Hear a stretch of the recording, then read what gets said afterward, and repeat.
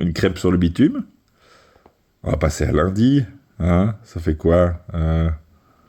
Épisode vendredi, samedi, dimanche, épisode 4. On est lundi. Voilà. Réveil très difficile. Très difficile. J'ai très très bien dormi. J'ai pris une grosse leçon au réveil. J'ai fait une grosse bêtise. En fait, à l'hôpital, ils gèrent mieux que ce que toi tu gères à la maison, ça c'est sûr. J'ai dormi 12 heures d'affilée parce que j'étais épuisé, j'avais très mal dormi la nuit précédente. Et quand je me suis réveillé, c'était l'enfer. L'enfer de la douleur. Et pourquoi? Parce qu'à l'hôpital, à 6 heures du matin, t'as ton infirmier ou ton infirmière qui entre dans ta chambre et qui dit Monsieur, c'est le moment de prendre votre médicament. Et tu prends ton médicament à 6 heures du matin et tu te rendors. Et ce médicament, c'est ton antidouleur. Et en fait, t'en as besoin parce que t'as tout qui est cassé dans ton corps. Sauf que là, moi j'ai dormi 12 heures d'affilée, je me suis réveillé à midi, j'avais pas pris de médicaments, et donc là, la galère au réveil. J'avais mal, crevé de mal, et ça m'a mis dans un drôle de petit mood émotionnel, parce que ça m'a fait une espèce de rappel du fait que cet accident était sérieux, du coup j'ai repensé au fait que j'aurais pu y passer, tout ça, et j'étais dans un petit mood, quoi. Et c'est la première fois que j'avais pas trop le moral depuis l'accident. Mais j'ai vite retrouvé le moral parce que plusieurs éléments, la présence de mon amoureuse, la présence de mon beau-fils et puis mon fils qui nous a rejoints. On a fait un jeu de société. Donc il faut trouver un jeu de société que tu peux faire à une seule main, machin. Donc on a joué au Flip 7, qui est un jeu de cartes que les Jus, qui sont des amis à nous, nous avaient fait découvrir. C'est un jeu très connu, je pense. Hein, et merci aux Jus de nous avoir fait découvrir le Flip 7, qui est un des seuls jeux auxquels je sais jouer facilement pour le moment. Et ça fait du bien, en fait, de faire un truc normal, de sortir ta tête de là. Qu'est-ce qu'il y a eu comme victoire aujourd'hui? Pour la première fois aujourd'hui, j'ai sorti de mon nez autre chose que du sang. Ça, c'est cool. À un moment, mon nez coulait, et c'était pas du sang. Et là, tu fais yes. Mais là aussi, tu te rappelles qu'il y a beaucoup de choses à faire. Puisque j'ai une narine qui est complètement bouchée, enfin, je pense que la cloison est complètement de travers, quoi. Hein.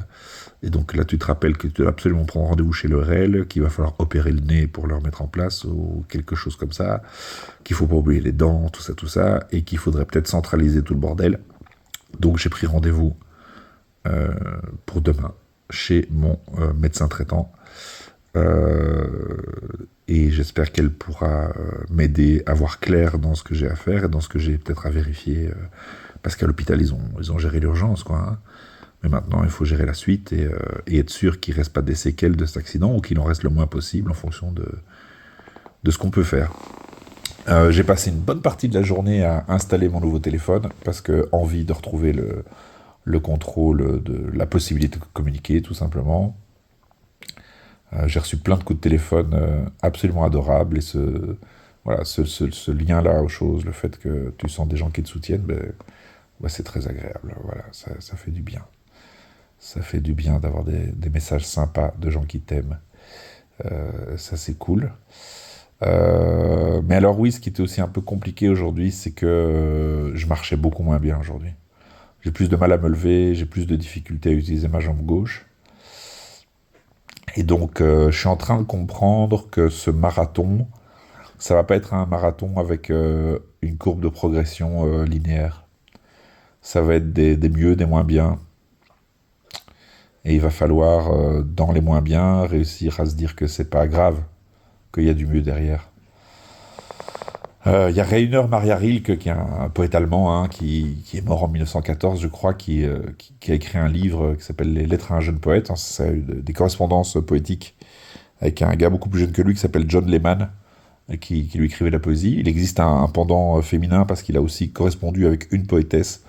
Hein, ça s'appelle Lettres à une jeune poétesse. Donc c'est une compilation de ces lettres. Et dans ce livre-là, John Lehman fait part du fait qu'il est très déprimé à certains moments. Et Rainer Maria Rilke lui dit une phrase qui, moi, m'a beaucoup servi, notamment dans ma grosse maladie du cœur il y a 10 ans où j'ai failli crever, et qui, je pense, va me servir aussi dans les moments où j'aurai moins le moral ici dans la convalescence. C'est un moment où il dit, quand on est déprimé, je cite pas les mots exacts, hein, j'ai pas voilà, déjà que ma mémoire, déjà que dans les vidéos précédentes, je fais plein de fautes de grammaire, ok. Donc je cite pas les mots justes du tout. Je cite l'idée. Il dit quand on n'a pas le moral, euh, on a la sensation que on est dans un hiver infini.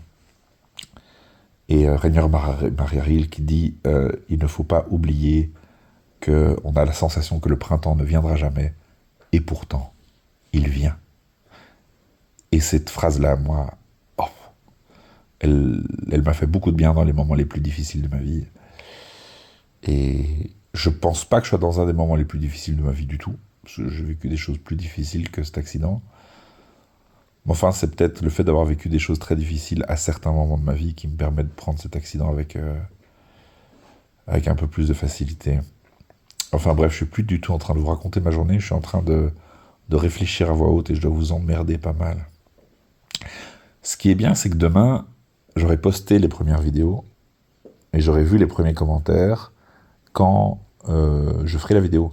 Et donc, on pourra voir un petit peu le concours du nombre de mètres que j'ai parcouru et les éventuelles blagues que vous avez sur les motards, les accidents de moto. Comme ça, on dédramatise tous ensemble. Voilà, une un peu méchante qui m'a été racontée, c'est quelqu'un qui me disait que il se reconnaîtra. Je vais pas citer comme ça, il n'y a pas de difficulté qui est créée. Il disait qu'il avait des amis qui appelaient les motards les donneurs d'organes. Je la trouve un peu méchante celle-là, mais on peut rire avec des choses méchantes, c'est pas un problème. Euh, Voilà, qu'est-ce que j'ai à vous dire d'autre? Que la journée se termine et que je vais aller faire un gros dodo avec mon amoureuse. Elle rigole beaucoup avec le corset parce qu'elle trouve que je suis une personne idéale pour faire les bruits d'un vieux gréement sur la mer pour un film de pirate. Je vous fais écouter.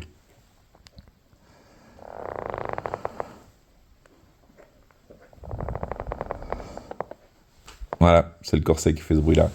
Ouais, ça fait un peu vieux bateau. Et donc, elle qui me surnomme déjà mon capitaine, il y a un petit côté Black Pearl qui est en train d'apparaître. Voilà, demain, ça va être une journée d'organisation, je crois. Tous les médecins, les assurances, la police, enfin, il y a mille choses à faire. Le dépanneur, voilà. Et puis, il y a un sac que la police a donné avec toutes mes affaires dedans. Un gros sac jaune, j'appréhende un peu de l'ouvrir, mais je vais l'ouvrir avec vous en vidéo. Comme ça, on voit ce qu'il y a dedans et on voit dans quel état sont mes affaires. Et voilà, comme ça, je vous tiens au courant. Passez une bonne nuit. Ralphie, bonne nuit. Et à demain.